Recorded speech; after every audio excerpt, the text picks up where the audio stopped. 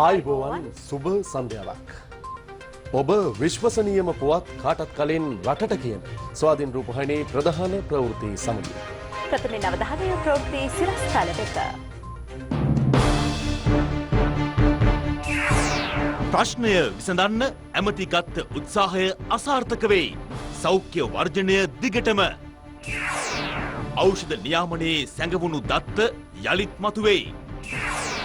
උතුරේ මුහුදේදී අල්ලගත්ත ඉන්දියාවේ දීවර යාත්‍රා 135ක් යාපනයේදී වෙන්දේසියට. සිපෙට්කෝ තෙල් ඉහළ දැමීමක් ගැන කැබිනට්ටුවේදී කිසිම සාකච්ඡාවක් වුණේ නැහැ. ඇමති ඩලස් කියයි. ගොවින් 40,000කට බෙදන්න යන කෝටි 128. නවවැනි දිනටත් පොසිටිව් 1000 පනිද්දී මන්ත්‍රී ඩිලාන් පාර්ලිමේන්තුවේ පොසිටිව් 50 වෙනියාවෙයි. කුඩුවලින් රැජිනක් වෙන්න හදපු පූසිත් පොලිස් දැලේ පැටලෙයි. පුටින් යුද්ධයකට අර අදිද්දී රුසියාවෙන් යුරෝපයට යන ගෑස් නලය වහන්න බයිඩන් සැරසේ.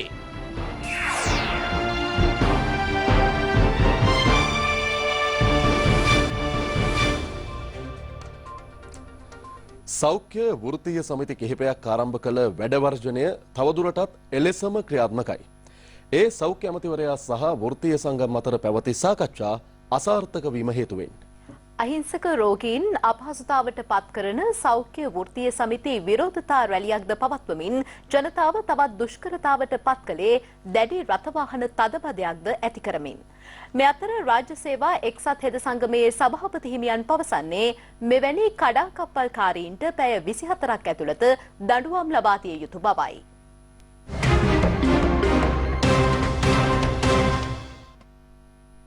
වැටුප් වැඩිකිරීම ඇතුළු ඉල්ලීම් කිහිපයක් මුල් කර ගනිමින් සෞඛ්‍ය වෘත්තීය සමිති 18ක් ආරම්භ කළ අඛණ්ඩ වැඩවර්ජනය අද දෙවන දිනටත් ක්‍රියාත්මක වෙනවා. මේ සම්බන්ධයෙන් සෞඛ්‍ය වර්ජකයන් සහ අමාත්‍ය කිහිලි රබුකැල මහතා අතර පැවති සාකච්ඡා අසාර්ථක වූයේ ඉල්ලීම් සියල්ල ලැබෙන තෙක් වර්ජනය අත් නොහරින බවට වෘත්තීය සමිති දැඩි තීරණයක සිටීමත් සමගයි. සෞඛ්‍ය ඇමතිවරයාට අපිට තේරුණ විදියට විසඳුමක් දෙන්න ලොකු උවමනාවක් තිබ්බා. රජය තීරණ ගන්න විදියත් එක්ක එහෙම තීරණයක් දෙන්න තරමේ අමාත්‍ය මණ්ඩල පත්‍රිකාවක් ඉදිරිපත් කරන්නේ මං හිතන්නේ තව දින දෙකක කාල සීමාවක් අවශ්‍ය වෙයි. අපි ඒ කාලය ඔවුන්ට ලබා දෙනවා. මේ වර්ධන ක්‍රියාමාර්ගය දිගටම ක්‍රියාත්මක වෙනවා. අපි ධනාත්මකව මේ වර්ධනය නවත්තන්න ලෑස්ති. සුහද සාකච්ඡාවක් කරා. එයාගේ ප්‍රශ්න ගණනාවක් කීවා. ඉතින් දෙක තුනක් අපිට විසඳ ගන්න පුළුවන් ප්‍රශ්න. ඒ ප්‍රශ්න වලට බාහම විසඳුම් දෙන්න එකඟ වුණා. අනිත් ඒවා ඉතින් ඉදිරියේදී කතා කරලා ඒ සම්බන්ධව සාධාරණ අසාධාරණත්වය බලලා කරන්න පුළුවන් දේවල් තියෙනවා නම් කරලා දෙන්නම් කියන එකඟතාවයකට ආවා. අමුතුම දැන් ඒගොල්ලන්ගේ සමවැටුප්නේ කියන්නේ ගුරුවරුන්ට දුන්නා නම් සෞඛ්‍යයට ඒක කතා කරන්න අමාරුයි. ඒක මං කිව්වා ඒක අපිට වෙනම ගත යුතු විෂයක්. ඒ මොකද ලංකාවේ තව ක්ෂේත්‍ර ගන්නවත් තියෙනනේ. ඒ ප්‍රශ්නේ එහෙම පහසුවෙන් විසඳන්න පුළුවන් කියලා. සෞඛ්‍ය අමාත්‍යවරයා සමග සාකච්ඡා කිරීමට සෞඛ්‍ය වෘත්තීයවේදීන් අමාත්‍යංශය වෙත පැමිණියේ විහාර මහදේවි උද්‍යානයේදී විරෝධතා රැලියක් පවත්වා පාකමනි. මේ නිසා ටවුන් හෝල් අවට දැඩි රථවාහන තදබදයක් ඇති වුණා.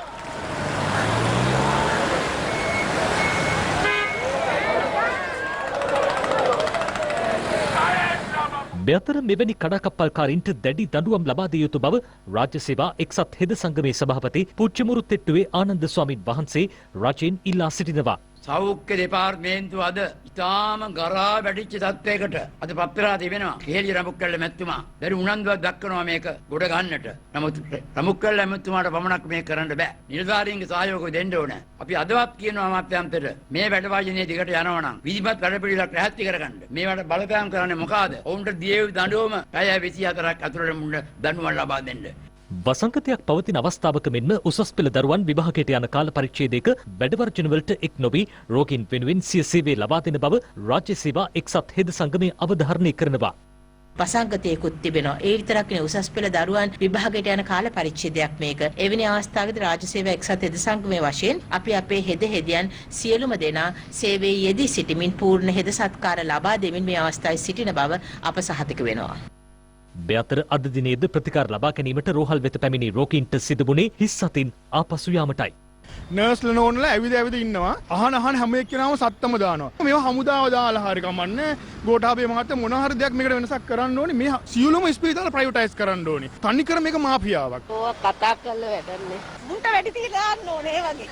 ඇයි මේ ස්ට්‍රයික් කරගෙන දඟලන්නේ මේ ආණ්ඩුවට දොස් කියේ මුන් වාර මේ ගිය ආණ්ඩුවෙන් වගේ ගෙනියලා ටයර් දාලා ගිහින් කෙසේ වෙතත් සෞඛ්‍ය වර්ජනය හා වැටුප් විෂමතාව සම්බන්ධයෙන් අද පාර්ලිමේන්තුවේදීද අදහස් පළ කෙරුණා. මූලික පඩිය වැටුප ආරම්භ වෙන්නේ 32225කින් තමයි සෞඛ්‍ය ශේෂ්ත්‍රයේ. සෞඛ්‍ය හෙදි නිලධාරියෙක්ගේ අතිකාල පැය 150 එකතු කළාම අපි වක්කීමෙන් කියන්නේ රුපියල් 78000කට වඩා වැටුප් සහ දීමනා තුන්වෙනි ශ්‍රේණියේ නිලධාරියෙකුට ලැබෙනවා. ඔවුන්ගේ දල වශයෙන් වැටුප් සහ දීමනාවල එකතුව රුපියල් ලක්ෂයක්. තව ගුරුවරුන්ගේ වැටුප ස්ථාවරයි. ගුරුවරුන්ට අතිකාල දීමනා නැහැ. වෙනත් දීමනා නැහැ. පුහුණු ජ්‍යෙෂ්ඨ හෙදි නිලධාරියෙක්ගේ වැටුප සහ දීමනාවල එකතුව 1,77,000ට වඩා වැඩි. දැන් වකීමෙන් කියන්නේ සෞඛ්‍ය ශාස්ත්‍රයට සම්බන්ධ අමාත්‍යවරයෙක් විදියට. ඔවුන් දල වශයෙන් රුපියල් ලක්ෂ 2ක වැටුප් සහ දීමනා ලබා ගන්නවා. ඊටම අසීරු ආර්ථික වටපිටාවක් තුළ අර්බුදයක් ගොඩනැගිලා පවතින වෙලාවක අද රෝගී ජනතාව විත්තියට හේතු කරමින් වරප්‍රසාද ලබා ගැනීම සඳහා වූ කටයුතු සිදු කරන්නේ. ඉන්ධන මිල ඉහළ දැමීමක් සම්බන්ධයෙන් කැබිනට් මණ්ඩලයේදී සාකච්ඡා නොවූ බව අමාත්‍ය ඩලස් සලහපෙරුම මහතා ප්‍රකාශ කළා. මේ අතර ඛනිජ තෙල් නීතිගත් සංස්ථාව සඳහන් කරන්නේ ලෝක වෙළඳපොලේ මිල ඉහළ යාමට සාපේක්ෂව ඉන්ධන මිල ඉහළ නංවා නොමැති බවයි. ලෝක වෙළඳපොලේ ඉන්ධන මිල ඉහළ යාම හේතුවෙන් ශ්‍රී ලංකාව අවසන් වරට පසුගිය දෙසැම්බර් 21 වනදා ඉන්ධන මිල ඉහළ දැමීමක් සිදු කළා.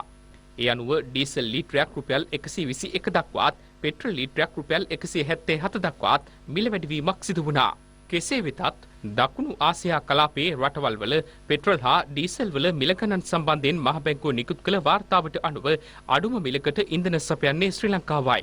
ඉන්දියාව පෙට්‍රල් ලීටරයක් ඇමරිකා ඩොලර් 1.38කට ලබා දෙන අතර ඩීසල් ලීටරයක් ලබා දෙන්නේ ඇමරිකා ඩොලර් 1.21කටයි. ඒ අනුව ඉන්දියාවේ පෙට්‍රල් ලීටරයක මිල ශ්‍රී ලංකාවේ මිලට වඩා රුපියල් 100කින් වැඩි බවයි මහ බැංකුව වාර්තා පෙන්වා දෙන්නේ. මේ අතර පසුගිය වසර 7ක කාලය තුල ලෝක වෙළඳපොලේ වැඩිම ඉන්ධන මිල මේ වසරේ ජනවාරි සහ පෙබරවාරි මාසවලදී වාර්තා වනවා. එබැවින් ජනවාරි මාසයේදී එක් ඩීසල් ලීටරයකින් රුපියල් 32ක් සහ පෙට්‍රල් ලීටරයකින් රුපියල් 5ක අලාභයක් ඛනිජ තෙල් නීතිගත සංස්ථාව දරන බවයි එහි සභාපතිවරයා පවසන්නේ. IOC සමාගම පෙරේදා මධ්‍යම රාත්‍රියේ සිට පෙට්‍රල් ලීටරයක් රුපියල් 7කින් සහ ඩීසල් ලීටරයක් රුපියල් 3කින් ඉහළ දැමීමක්ද සිදු කළා. ඒ හේතුවෙන් IOC සමාගමෙන් ඉන්ධන ලබාගත් පාරිභෝගිකයා සිපෙට්කෝ ඉන්ධන පිරිහුම්මල් වෙත ඉන්ධන ලබා ගැනීමට වැඩි වශයෙන් පැමිණීම හේතුවෙන් ඛනිජ තෙල් නීතිගත සංස්ථාවේ අලාභය තවදුරටත් වැඩි වෙන බවයි සභාපතිවරයා වැඩිදුරටත් ප්‍රකාශ කරන්නේ. ඉන්ධන මිල ගණන් ලෝක වෙළඳපොලේ මිල සහ අපිට මේ සඳහා කිරීමට සිදුවන වියදම් ගලපා බැලුවා. පෙබරවාරි මාසෙත් දැනට තියෙන මිල මේ ආකාරයෙන්ම පැවතුනොත් මාසය පුරා අපිට ඩීසල් ලීටරයකින් රුපියල් 48ක් පමණ මුදලක් අලාභ සිදු වෙනවා. පෙට්‍රල් රුපියල් 15ක පමණ අලාභයක් වාර්තා වෙන බව තමයි ඊට පස්සේ අපිට පේන්නේ. කෙසේ වෙතත් රජයේ පසුගිය කාලයක් පුරා රටේ තියෙන ආර්ථික තත්ත්වයන් සහ මහ ජනතාවගේ පැත්තෙන් කල්පනා කරලා මෙතෙක් ඉන්ධන මිල වැඩි කිරීමක් සිදු කළා නැහැ. කොහොම වුණත් සංස්ථාව පැත්තෙන් මේ අලාභය දිගින් දිගටම දැරීම අවසාන වශයෙන් එක්තරා දිනක මහ ජනතාව මතට ගමන් කරන නිසා අපි හිතනවා මේ සම්බන්ධයෙන් රජය මැදිහත් වෙලා යම්කිසි තීන්දුවක් අරගනී කියලා. අපි ඛනිජ නීතිගත සංස්ථාවේ හැටියට ඉල්ලීමක් කරලා තියෙනවා ඉන්ධන මිල වැඩි කරන්න කියලා. නමුත් මේ දක්වා රජය තවමත් වැඩි කිරීමට තීන්දුවක් අරගෙන නැහැ. මේ සම්බන්ධයෙන් අද පැවති කැබිනට් තීරණ දැනුම් දෙන මාධ්‍ය හමුවේදීද අදහස් පළ වුණා.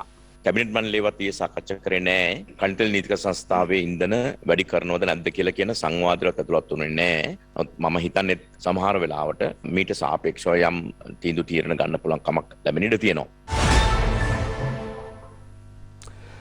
ගුරු විදුහල්පති වැටුප් විෂමතා ඉවත් කිරීම සම්බන්ධයෙන් වන අමාත්‍ය මණ්ඩල තීරණයට පිරිවෙන් ගුරුවරුන්, රජයේ අනුමත පෞද්ගලික පාසල් ගුරුවරුන් සහ රජයේ අනුමත උපකෘත විශේෂ පාසල් ගුරුවරුන්ද අදාළ කර ගැනීමට කැබිනට් අනුමැතිය හිමි වුණා. මේ අනුව මෙම ගුරුවරුන්ටද රුපියල් 5000 දීමනාව හිමි වනවා. කැබිනට් තීරණ දැනුම් දෙන මාධ්‍ය හමුවේදී අමාත්‍ය ඩලස් අලහපුරම මහතා මේ බව ප්‍රකාශ කළා. ගුරු විදුහල්පති සේවාවන්හි වැටුප් විෂමතාවයන් ඉවත් කිරීම සම්බන්ධයෙන් අමාත්‍ය මණ්ඩලය ගනු ලැබූ තීරණය ඇතුලේ මෙතෙක් පරිවේනාචාර්යවරුන් රජයේ අනුමත පෞද්ගලික පාසල් ගුරුවරුන් එවැගේම උපකෘත පාසල් විශේෂ පාසල් ගුරුවරුන් සඳහා අදාළ රුපියල් 5000 විශේෂ දීමනාව නිකුත් වෙලා තිබුණේ නැහැ. ඒ තීන්දුව අරගෙන තිබුණේ. නමුත් යම් යම් දත්තයන් නොලැබීමේ ප්‍රමාදකමත් එක්ක තමයි සති කිහිපයක ප්‍රමාදයක් මේ සම්බන්ධයෙන් ඇති වුණේ. අපේ අමාත්‍ය මණ්ඩලය වෙනුවෙන් ඒ සියලු පාර්ශ්වයන් වෙත කනගාටුව ප්‍රකාශ කරන අතරේ ඊයේ කැබිනට් මණ්ඩලය ඒකමතිකව ඒ යුක්තිය ඉෂ්ට කිරීම සඳහා තීරණය කරනු ලැබූ බව ඔබට දැනුම් දෙනවා. ඒ සියලුම පාර්ශ්වයන්ට සුබ පතමින්. මෙරට ඩිජිටල් අනන්‍යතා රාමුව ක්‍රියාත්මක කිරීම සඳහා ඉන්දිය රජයෙන් ප්‍රධානයක් ලබා ගැනීමට අදාළ අවබෝධතා ගිවිසුමකටද අත්සන් තබන බවයි අමාත්‍ය රමේෂ් පතිරණ මහතා මෙහිදී කියා සිටියේ. ශ්‍රී ලංකාවේ ජෛව මිතික දත්ත මත පදනම්ව පුද්ගල අනන්‍යතාව තහවුරු කිරීමේ උපකරණයක් සහ සයිබර් අවකාශය තුළ පුද්ගලයන්ගේ අනන්‍යතාවය නියෝජනය කළ හැකි ඩිජිටල් මෙවලමක් සම්බන්ධ කිරීම මගින් ඩිජිටල් සහ භෞතික පරිසරයන් තුළ පුද්ගල අනන්‍යතාව සහතික කිරීමේ හඳුනා ගැනීමක් සඳහා වූ ඩිජිටල් අනන්‍යතාව අවබෝධතා ගිවිසුම විශේෂයෙන්ම 21 වන සියවසේදී රටවල් බහුතරයක මෙවැනි ඩිජිටල් ක්‍රමවේදයන් මගින් විවිධ කටයුතු වල කාර්යක්ෂමතාවය සහ ආරක්ෂාව තහවුරු කිරීම පිණිස වැඩසටහන් රාශියක් ක්‍රියාත්මක වෙනවා. නිසා මේ සෞභාග්‍ය දැක්ම වැඩසටහන යටතේ ප්‍රධාන අරමුණක් හැටියට ශ්‍රී ලංකාවත් ඩිජිටල් කරණයට අතු කිරීම සහ ඒ අදාළ කටයුතු ඉදිරිපත් කිරීම ඉදිරියට ගෙන යාම වෙනුවෙන් ඉන්දියානු රජය මගින් මේ සඳහා අවශ්‍ය ප්‍රදානයන් ලබා දීමට එකඟතාවය පළ කරලා තිබෙනවා. ඒ එකඟතාවයන් ලබා ගැනීම සඳහා වන අවබෝධතා ගිවිසුම අත්සන් කිරීමට කැබිනට් අනුමැතිය ලබා දීලා තිබෙනවා. වෙළඳ පොලේ දැවැන්ත සිමෙන්ති හිඟයක් පවතිනවා. ඊයේ ජනාධිපතිතුමා විසින් නිකුත් කරනු ලැබූ නියෝගයන් ඇතුලේ වරායේ දැනට හිර වෙලා තියෙන කන්ටේනර් විශාල ප්‍රමාණයකුත් එවැගේම සිමෙන්ති වැනි ඉදිකිරීම් කර්මාන්තයට අදාළව අත්‍යවශ්‍ය භාණ්ඩ සිමෙන්ති ඇතුළු ගෙන්වීම සඳහා කිසියම් ආකාරයක සහනයක් ඒ ව්‍යාපාරික ප්‍රජාවට ලැබේ. ගිය වසර වලට සාපේක්ෂව මේ වසරේ ගිය වසරේ අවසන් කාර්තුවේදී ශ්‍රී ලංකාවේ සිමෙන්ති භාවිතය සහ ඉල්ලුම 20%කටත් වඩා වැඩි ප්‍රමාණයකින් ඉහළ ගිහිල්ලා තියෙන බව අපි සටහන් කරන්නට අවශ්‍යයි. ඔබට පේනවා කොළඹ නගරය තුල බැලුවත් අතිවිශාල ගොඩනැගිලි සංඛ්‍යාවක් අලුතින් ඉදිවෙමින් පවතිනවා.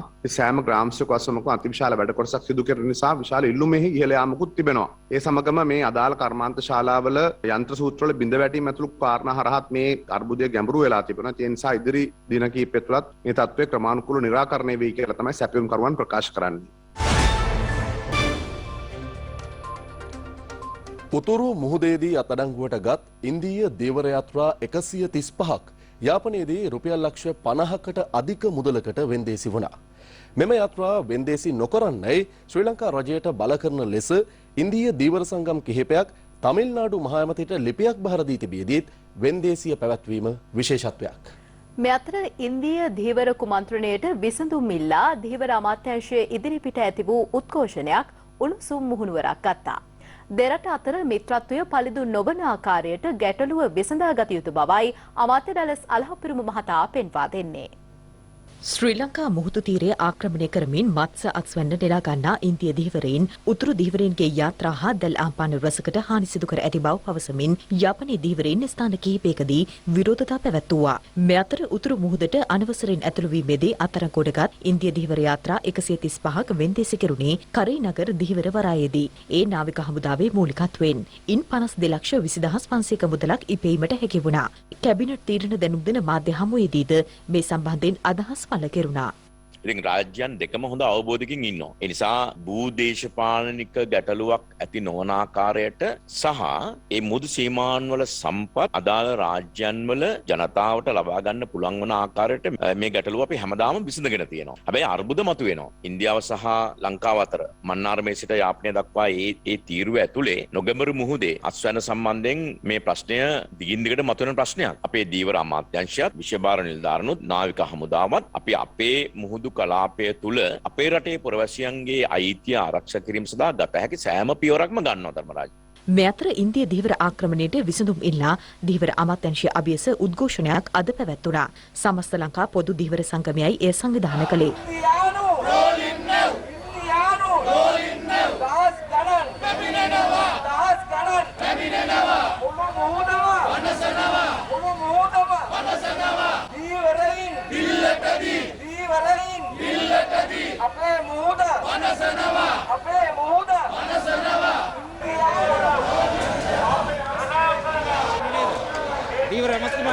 අමාත්‍ය ඩග්ලස් දේවානන්ද මහතා සමග සාකච්ඡා කළ යුතු බවට උද්ඝෝෂකයින් අවධාරණය කිරීමත් සමග අමාත්‍යවරයා පිටතට පැමිණ ඔවුන් සමග සාකච්ඡා කළා. එහෙත් ඇති වූයේ උණුසුම් තත්ත්වයක්.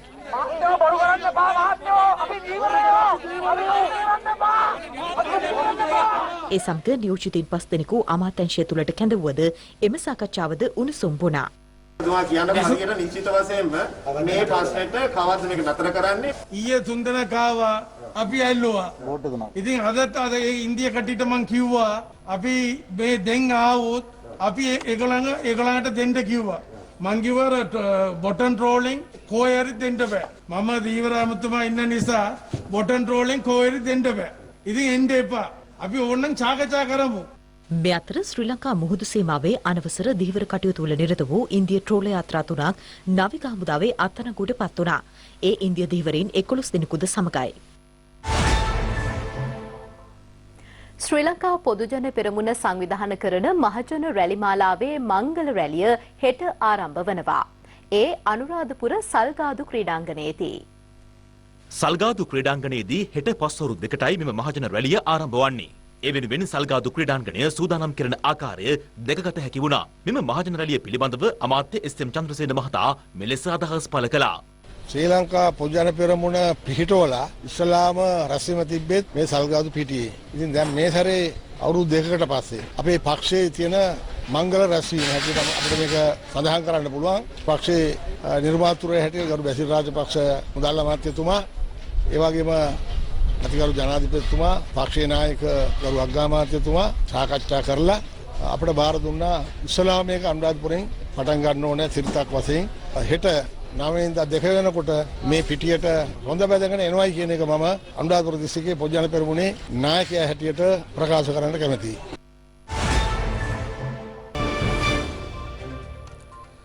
මහකන්නේ වගාහානි සඳහා වන්දි ලබා දීම අද ආරම්භ වුණා.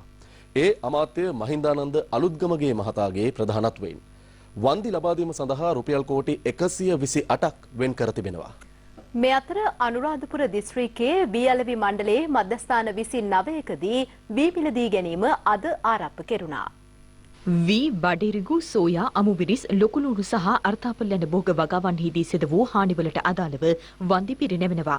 ගොවීන් 40000ක් වන්දි ලබා දීමට හඳුනාගෙන ඇති අතර ඒ සඳහා වැය කෙරෙන මුදල රුපියල් කෝටි 128ක්.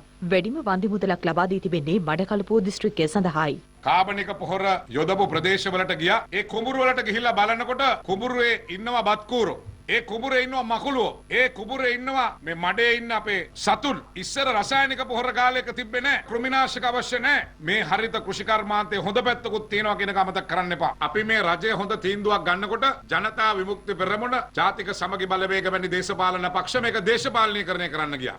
ඔබතුමාලට නියම පොහොර ටික ලැබෙනවා නම්, ඔබගේ නිෂ්පාදනයේ යම් අඩුවක් වෙනවා නම් ඒ පිළිබඳ රජය වග බලා ගන්නවා නම් ඔබතුමාලා බය නැතුව මේ වැඩසටහනට සහයෝගය ලබා දෙන්න කියන ඉල්ලීම අපි ඔබතුමාලට කරනවා. මින් ඉදිරියට වන්දි ප්‍රදානය කිරීමේදී යලකන්නේ සිදුවෙන හානිය මහකන්නේ වෙනකොට ගෙවලා අපි අවසන් කරන්න ඕනේ. අපේ වගහානියට සටලන වන්දියක් අපිට ලැබුණා. ගොවිතැන් කළා පාඩු වෙලා ඉතින් ඒවට වන්දි ගෙවුවා. ඒක ලොකු දෙයක් අපිට වෙලාව හැටියට. රටේ ගොඩාක් අපහසුතාවට පත් වෙලා ආර්ථික ගැටලු තියෙන අවස්ථාවකදී අදගත් තීරණය ඉතා සාර්ථක වැඩපිළිවෙලක් වශයෙන් මම දකිනවා. මේ අතර අද පාර්ලිමේන්තුවේදීත් මේ පිළිබඳ අදහස් පළ කෙරුණා. අදාළ තැන්වලදී අපි පරීක්ෂා කරලා බැලුවා පස අවශ්‍ය ප්‍රමාණයට රසායනික පොහොර භාවිතා කරලා තියෙනවා. ඒ කියන්නේ භාවිතා නොකර සිටීමයි කරලා තියෙන එකයි ඒ දෙකට කොහොමද වන්දි ගෙවන්නේ කියන එක පිළිබඳව අපිට ගැටලුවක් තියෙනවා. මොකද වන්දි ගෙවීම කරන්නේ කෘෂි රක්ෂණ මණ්ඩලය හරහා. එයාට ඒ නීති තියෙනවා. නමුත් අවශ්‍යතාවයක් තියෙනවා නම් අපි විශේෂයෙන්ම ලොකු ලුණු, අල සහ මිරිස් මේ තුනට වගා වන්දි ගෙවන්න අපි වැඩපිළිවෙලක් සකස් කරනවා මේ පරීක්ෂණයෙන් පසුව. සහතික මිල යටතේ අනුරාධපුර දිස්ත්‍රික්කයේ වී මිලදී ගැනීම අමාත්‍ය එස්.එම්. චන්ද්‍රසේන මහතාගේ ප්‍රධානත්වයෙන් කාටකස් දෙගිලිය ප්‍රදේශයේදී අද ආරම්භ වුණා. මේ අතර හොරෝපතන්න ප්‍රදේශයේ වී ගබඩාවේදීද වී මිලදී ගැනීම සිදු කෙරුණා. මේ මාස් කන්නේදී රසායනික පොහොර භාවිතය අඩු කරලා කාබනික පොහොර වලට ජනතාව නැඹුරු කිරීමේ වැඩසටහනේදී අඩුපාඩු වුණා නම් ඒක පරිමහැන විදිහට තුමා ජනතාවට දෙන වී මිල වැඩි කරන්න තීන්දුව කරා. ජනතාවට දෙන්න ඕන ඉහළම මිලක් දෙන්න ඕන කියලා තමයි රුපියල් 92 ඉඳන් 95 දක්වා මේ වෙනකොට වී මිලදී ගැනීම කරන්නේ. පෞද්ගලික අංශය ගන්න වේලිච්ච වී කිලෝයක් රුපියල් 80යි 85. වී අලෙවි මණ්ඩලයේ 92 ඉඳන් 95 දක්වා ගන්නවා. ඒක ගොවියන්ට මේ පොහොර අරුබුදයටත් හොඳ විසඳුමක් කියලා මම හිතනවා. අකණ්ඩව නවවන දිනටත් මෙරටින් වාර්තා වූ කොරෝනා ආසාදිතයන්ගේ සංඛ්‍යාව දහස්සේ සීමාව ඉක්මවා ගියා. ඒ ඊයේ දිනේ ආසාදිතයන් 1298 දෙනෙකු හඳුනා ගැනීමත් සමගයි.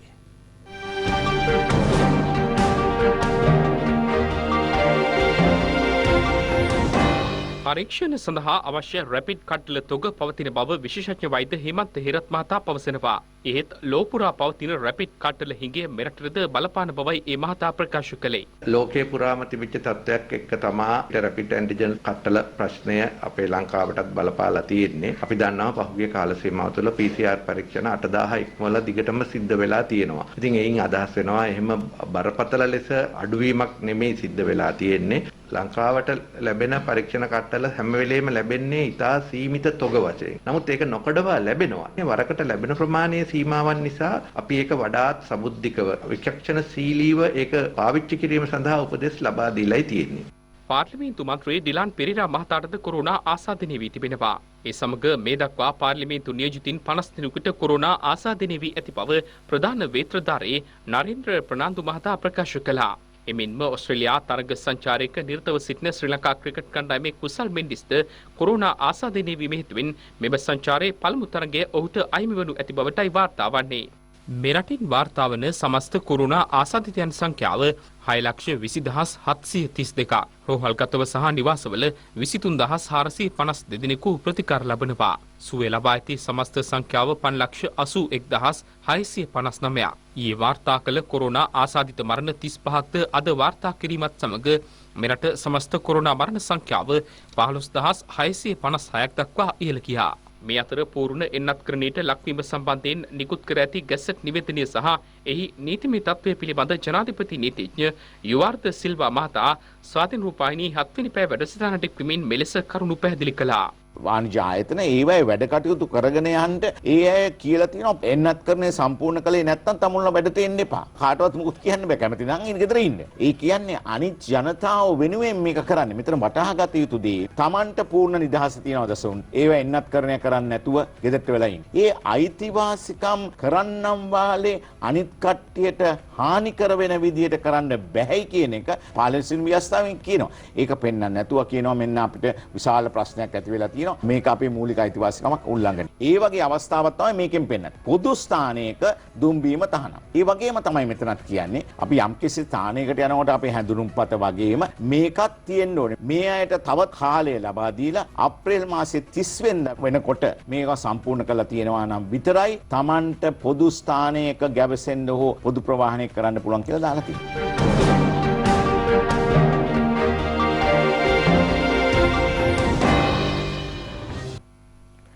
කුඩු රැජින ලෙස හඳුන්වන පූසේ නැමැති අන්වර්ථ නාමයකින් පෙනී සිටින කාන්තාවක කළුබෝවිලදී විශේෂකාර බලකාය විසින් අත්අඩංගුවට ගත්තා.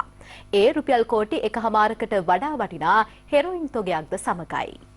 කළුබෝවිල ප්‍රදේශයේ කළ වැටලීමකදී වයස අවුරුදු 41ක් වන මෙම කාන්තාව අත්අඩංගුවට ගැනුණේ. ඇය මද්‍රව්‍ය ජාවාරමට සම්බන්ධ ආමි ඉන්දක නැමැත්තාගේ බිරිඳ බවටයි හෙළි වී තිබෙන්නේ. දැනට විදේශයක සිට මද්‍රව්‍ය ජාලය මෙහෙවන බඩෝවිට අසංක නැමැත්තාගේ මද්‍රව්‍ය ප්‍රවාහනය කරන්නේ ආමි ඉන්දික බවට තොරතුරු තහවුරු වී තිබෙනවා. සාමාන්‍ය පෙළ සිසු දරුවන් වෙනුවෙන් ස්ටඩි බඩි SD කාඩ් පත සහ අධ්‍යාපන කට්ටලය ලබා දීම අද දිනේත් සිදු කෙරුණා.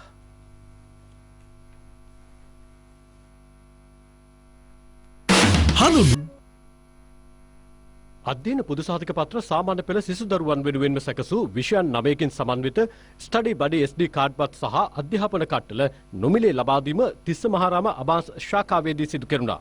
නැනපහන ප්‍රජා සත්කාරක ව්‍යාපෘතිය අබාන්ස් ස්වාධීන රූපවාහිනී මාධ්‍යජාලයේ අනුග්‍රහයෙන්ුයි එම කටයුතු සිදු කෙරුණේ. සියලු විෂය නිර්දේශ ආවරණය වන පරිදි සකස් කළ වීඩියෝ පාඩම් 1500කින් මෙම ස්ටඩි බඩි SD කාඩ්පත සමන්විතයි. ඒ තුලින් සාමාන්‍ය පෙළ විභාගය සඳහා පෙනී සිටින දරුවන්ට මහත් රුකුලක් වනු ඇති. ස්ටඩි බඩි පැක් එකක් ලබා දීලා තියෙන එකේ චිප් එකක් තියෙනවා. ඒක දුරකථනයට දාලා අපිට අපේ අධ්‍යාපනය ලබන්න පුළුවන්. ඒ වගේම මේක ඔෆ්ලයින් ඔස්සේත් අපිට කරගන්න පුළුවන්. ඉතින් ඩේටා පහසුකම් අවශ්‍ය වෙන්නේ නැහැ. එතකොට අපිට මගහැරිච්ච අපේ පාඩම් ඒව නැවත නැවත බලන්න පුළුවන්. ඉතින් ඒ නිසා අපේ අධ්‍යාපනයට එක ලොකු පිටුවහලක් වෙනවා. මම ඔයාලගෙනුත් ඉල්ලා සිටිනවා ඔයාලත් මේක පාවිච්චි කරන්න, මේකෙන් ප්‍රයෝජනයක් ගන්න කියලා. කිසිමාරාම වගේ දුෂ්කර ප්‍රදේශයක ගොඩක් සිග්නල් අඩුයි. නැත්නම් ළමයින්ට ඩේටා පහසුකම් ලබා ගන්න අපහසුයි. 10 සහ 11 දරුවන්ට සියලුම විෂයන් ටික එක. මේ විදිහට වීඩියෝ මාර්ගයෙන් නරඹන්න පුළුවන් වීමත් ඒත් එක්කම සිලබස් එකට අදාළ පොත් දෙකක් ප්‍රශ්න 2500ක ප්‍රශ්න සහ පිළිතුරු සහිතව පොත් දෙකක් ලබා දීමත් ලොකු හයියක් වෙන දරුවන්ට. ඒ නිසා එම් සත්කාරය වෙනුවෙන් මම නැවතවර ස්වාධීන රූපවාහිනියටත් ඒත් එක්කම අබාන්ස් නැණ පහන වැඩසටහනටත් ස්තුතිවන්ත වෙනවා. සෑම පාර්ශවයකටම ගැලපෙන සම්මුතියකට පැමිණීමට තමා සූදානම් බව රුසියා ජනාධිපති ව්ලැඩිමීර් පුටින් සඳහන් කරනවා. නමුත් යුක්‍රේනය නේටෝ සංවිධානයේ යුද සහාය ඇතිව ක්‍රිමියාව අත්පත් කර ගැනීමට උත්සාහ කළහොත් යුද ගැටුම් ඇතිවීම වළක්වාලිය නොහැකි බවටයි ඔහු අනතුරු වඟවන්නේ.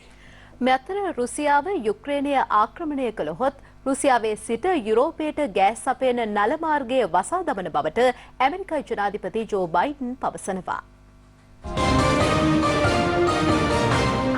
රුසියා යුක්‍රේන අර්බුදය සම්බන්ධයෙන් ප්‍රංශ ජනාධිපති ඉමානුවෙල් මැක්‍රෝන් හා රුසියා ජනාධිපති ව්ලැඩිමීර් පුටින් අතර ඊයේ දිනේදී සාකච්ඡාවක් පැවැත්වුණා. යුද ගැටුමක් ඇති වූහොත් ඉන් කිසිදු පාර්ශවයකට ජයග්‍රහණයක් අත් නොවන බවයි ව්ලැඩිමීර් පුටින් මෙහිදී සඳහන් කළේ. ප්‍රංශ ජනාධිපතිවරයා ඉදිරිපත් කළ අදහස් අර්බුදය සම්බන්ධයෙන් ගනු ලබන ඉදිරි පියවර සඳහා වැදගත් වන බවද ඔහු පවසනවා. මේ අතර රුසියාවේ සිට ජර්මනිය දක්වා ඉදි කර ඇති කිලෝමීටර 10කට අධික දිගින් යුතු ගෑස් නල මාර්ගය වසා දමන බවට ඇමරිකා ජනාධිපති ජෝ බයිඩන් අනුතුරු අඟවනවා. ඒ හරහා රුසියාවේ සිට යුරෝපයට ගෑස් සැපෙන අතර එම නල මාර්ගය වසා දැමුවහොත් රුසියාවට ආර්ථිකමය වශයෙන් දැඩි හානියක් සිදුවනු ඇති. මෙක්සිකෝවේ කැන්කුන් නගරේ ආසන්නයේ සිදු වූ බස් රථ අනතුරකින් පුද්ගලයන් 8 දෙනෙකු ජීවිතක්ෂයට පත් වුණා. මියගිය පිරිස අතරට ප්‍රංශ ජාතිකයන් 2 දෙනෙකු හා ජර්මන් ජාතිකයෙකු ඇතුළත්. බස් රථයේ මාර්ගය අසල නවතා තිබූ තවත් රථයක ගැටීමෙන් මෙම අනතුර සිදු වුණා. ඒ සමගින් සවස 6:30 ප්‍රධාන ප්‍රවෘත්ති අවසන්. යලිත් හමුවෙමු රාත්‍රී 10ට.